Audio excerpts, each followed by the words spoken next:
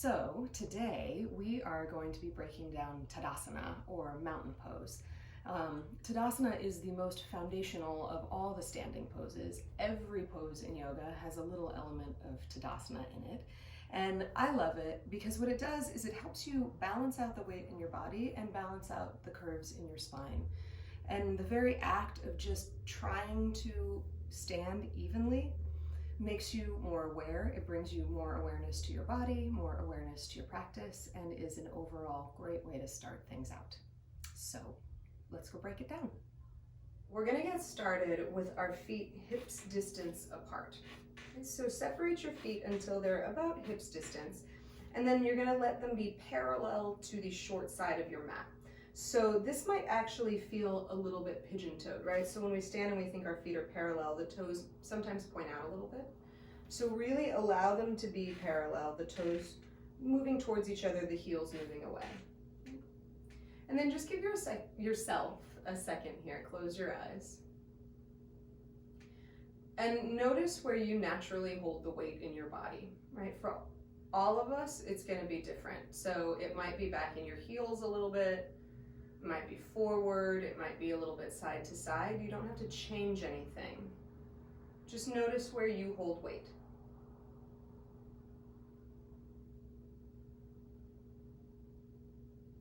And then start to shift that weight around. So shift all the way back into your heels. Then shift it forward towards your toes. Then shift it from side to side. And then you're going to do your best to shift until all four corners of your feet are rooted. So if your eyes are closed, go ahead and blink them open for a second so I can show you. When I say all four corners of your feet, I mean the inner ball, the outer ball, right? The inner heel and the outer heel, right? So it's like a little root through the feet. Okay, now you got to see the bottom of my feet. So shift until you find that even stance. All four corners are nicely rooted. And then you're gonna pick up your toes, spread the toes way out wide, and then set them right back down onto the ground. And you can take a look at them, right? Try that again. Inhale, pick up your toes. See how much you can spread them wide, like you were spreading your fingers wide. And then set your toes down onto the floor. So your feet are active here. And then now that your feet are firmly rooted, all four corners are down, the toes are nice and spread, shift your attention up towards your shins, your calves, that area just below your knee and just above your ankle. And notice if you feel like you're locking your knees out or there's some tension in that calf shin area, can you ever so slightly shift your shins forward? And then see if that releases some of that tension. So we're building from the ground up. Your feet are sorted. You've got this spot just below your kneecaps sorted.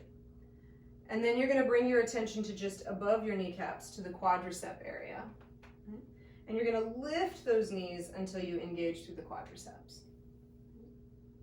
So now your feet are rooted. Your shins are shifting forward. Your upper legs are engaged.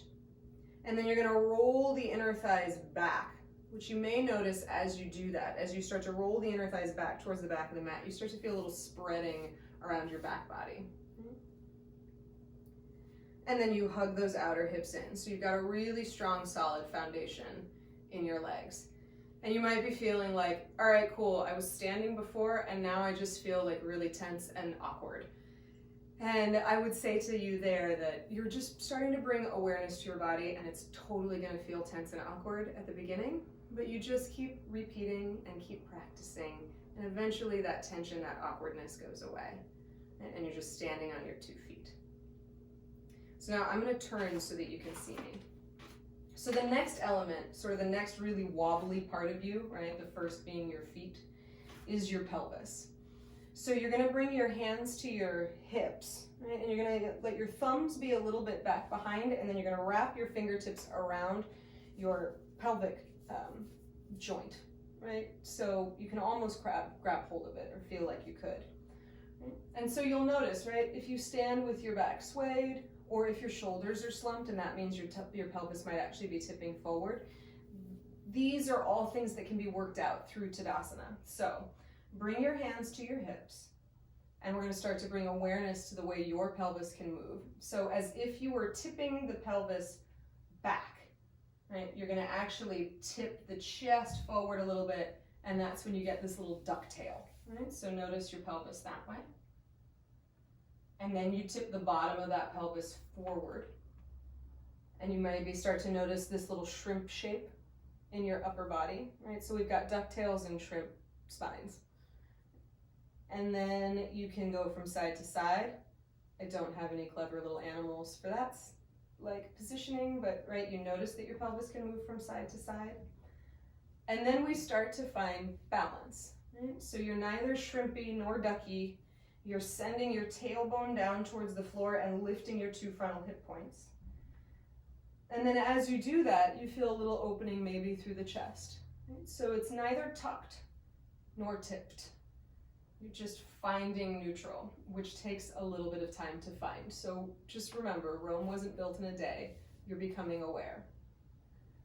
So now, from the ground up, you're evenly standing on all four corners of your feet. Your shins are shifting forward. Your kneecaps are lifting to engage the fronts of your legs. The inner thighs are rolling back. Those outer hips are starting to hug in. Your tailbone drops. Your two frontal hip points lift. Who knew standing could have so many properties to it? And then that last little bit of balancing through your spine, it's like the crown of your head is reaching towards the ceiling. So you're lengthening through the back spine. And what can tend to happen here, if you're still holding onto your pelvis, go ahead and release the hands. You start to get really tense and get tall, lifting your shoulders up towards the ceiling. So see if you can soften those guys down a little bit. And the palms can rest at your sides, or they can turn to face the front of your mat. And then everything is almost completely balanced from the ground up. The last little element is this chin. So just like the feet, just like the pelvis, see what happens if you jet the chin forward. You get a little tension in your upper neck. See what happens if you tuck your chin and you get that little double chin. Right? And then you can go a little bit from side to side. Notice how flexible and mobile your neck is.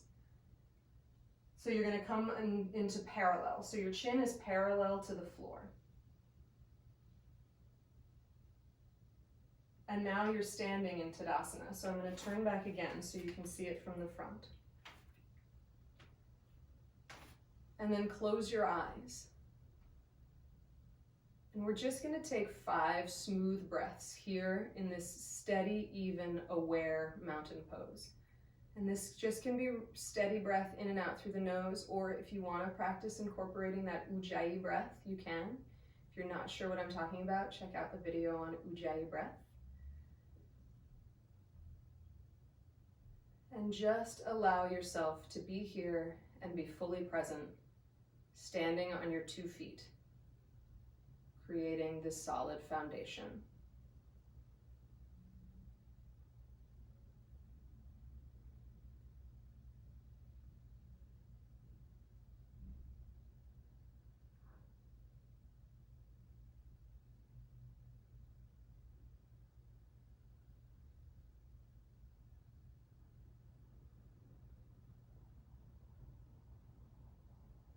One last inhale here.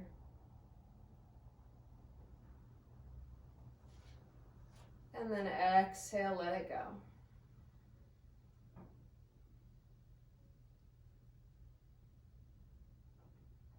And then blink your eyes open. And there you have it, the foundation for all your standing poses in yoga. That's it.